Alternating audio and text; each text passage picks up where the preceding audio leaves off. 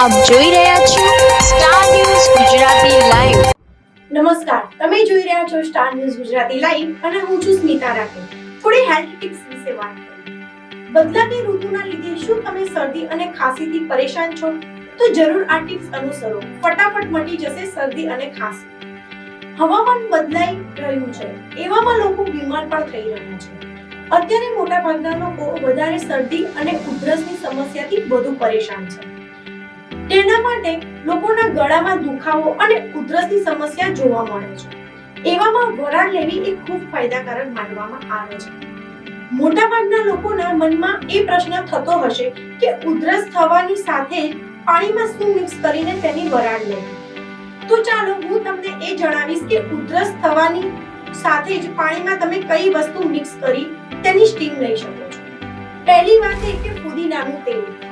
હા, ફુદીનાના તેલમાં એન્ટીબેક્ટેરિયલ હોય છે। આ બંધ નાકને ખોલવામાં અને ગળાના સોજાને ઘટાડવાનું કામ કરે છે। તેથી જો તમને શરદી અથવા ઉધરસ થઈ હોય તો તમે પાણીમાં 4 ટીપા ફુદીનાના તેલના નાખીને આ પાણીની વરાળ લેશો તો ગળાની ખરાશ દૂર થશે। બીજી વાત એ કે સિંધુ મીઠુંનો ઉપયોગ કરો। આ વરાળ લેવા માટે સૌથી સરળ રીત છે, જેના માટે તમે પાણીમાં સિંધાલું નાખીને વરાળ લઈ શકો છો। આમ કરવાથી તમને શરદી અને ઉધરસ અને ગળાની ખારાશ, સોજો અને ગળાના દુખાવાની સમસ્યામાંથી આરામ મળશે। ત્રીજી વાત એ કે તુલસીના પત્તા અને હળદરનો ઉપયોગ કરો। ઉધરસમાંથી છુટકારો મેળવવા માટે તમે તુલસીના પાન, અજમો અને હળદર પાણીમાં મિક્સ કરીને ઉકાળો।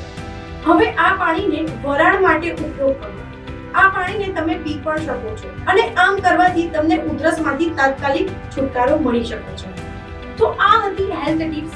બસ અત્યાર સુધી આટલું જ। આવા અવનવા સમાચારો માટે જોતા રહો સ્ટાર ન્યૂઝ ગુજરાતી લાઈવ। નમસ્કાર।